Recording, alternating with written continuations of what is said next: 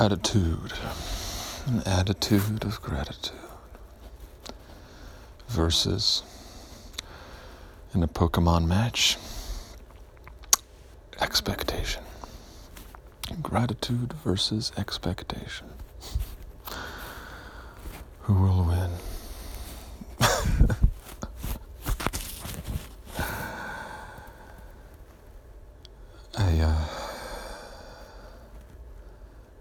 I think the language of gratitude is fine. I accept everything that Paul Talk just said in his latest video to me. And I was moved by his description of his wife, Genevieve, and her attitude, her personality. I am using the language of expectation because it seems to offering a different approach. And the way I'm thinking about it, trying to think about it, it's not so much different than gratitude on some level, because when you are in a state of gratitude,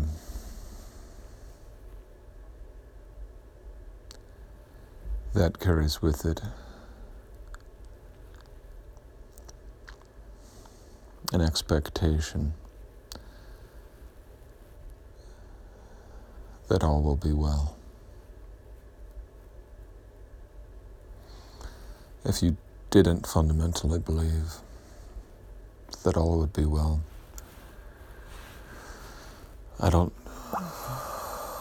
think you could be in a state of gratitude, or at least, well, I suppose you could live in a certain amount of uncertainty, but be grateful for the uncertainty itself. All of this gets very confusing when you try to parse it, place things in neat categories.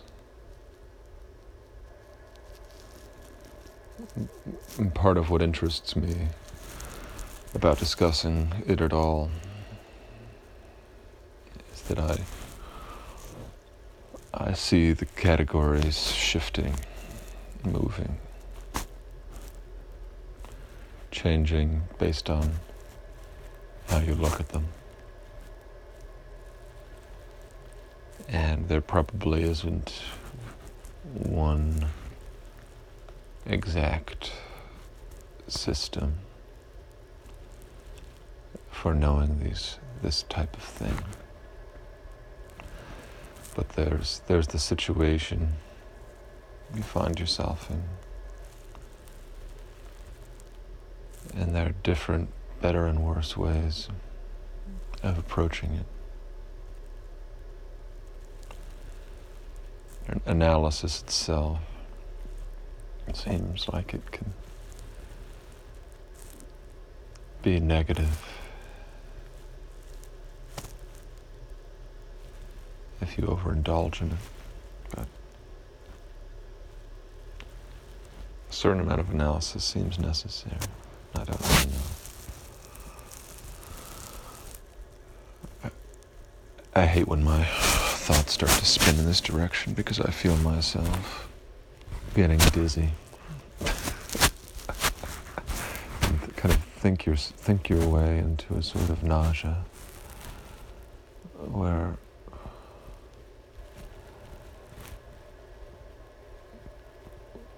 justifying your thoughts requires other thoughts and other thoughts, and you get in these loops, these loop-de-loops, these merry-go-rounds of thinking.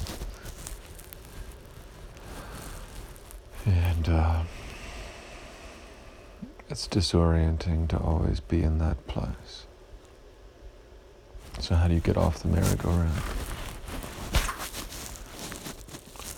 I guess I could just sink into my pillow, stare up at the ceiling. But somehow I feel compelled to make some kind of point to myself about all this. Because I observe myself and I see the ways in which better and worse states of being can take hold. And I see my inability to control many times transition. So is this a game? Or isn't it? If I gamified this,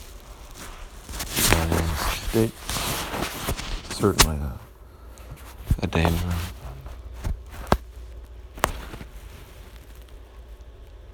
But I don't think I have, at least not fully.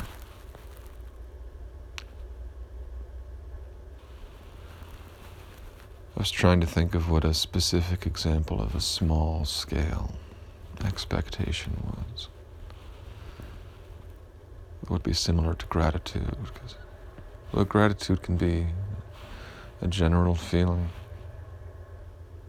It can also be very particular. And love can be very general, or it can be very particular. And it seems like perhaps the more particular it is, the better.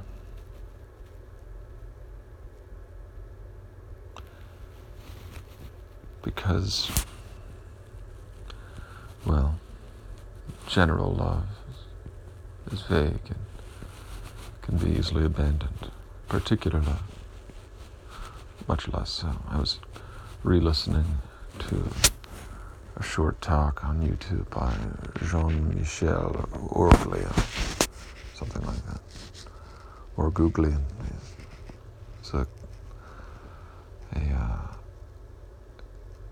co-writer of a book with René Girard. It's this video on imitatio, René Girard Foundation. And he says that a love story that ends happily is a love story that ends not.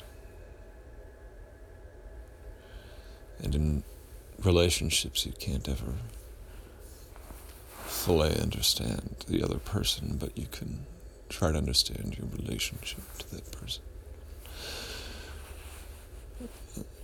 And that there's a lot of resentment. Resentment being, of course, the opposite of gratitude.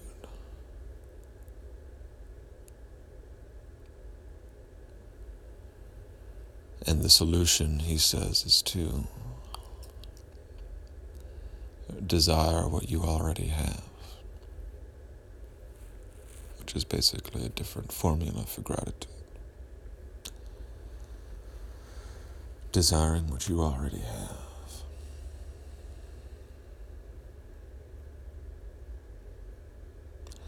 And does that involve expectation? Or doesn't it?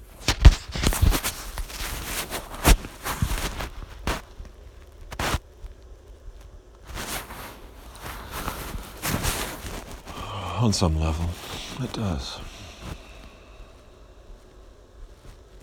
Because you have to be secure in what you have and expect that it will remain. So all of these ways of speaking are entangled with one another. Different languages with which you can describe the same thing.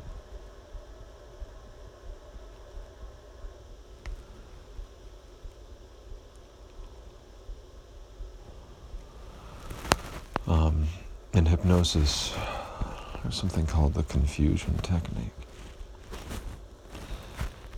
which is basically what it sounds like. You, the hypnotherapist,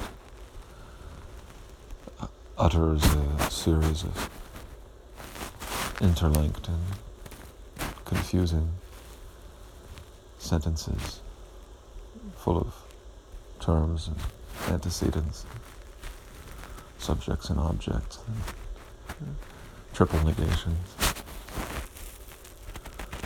Statement that is so loaded with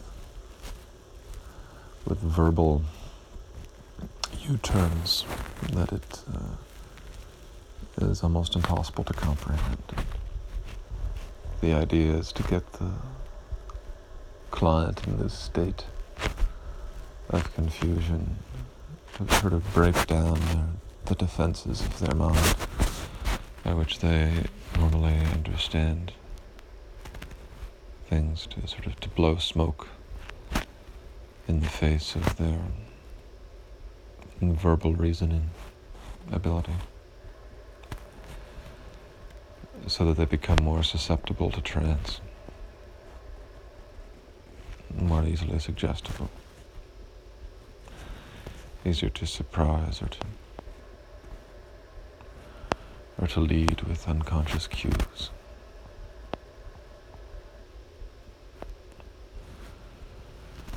And ideology works a little this way, because it confuses our reason. It can. And then lead us in a sort of hypnotic trance. And ideas we have us, I suppose. They have a kind of attraction. They lead in a certain direction. I don't know. That's all I'll say about that.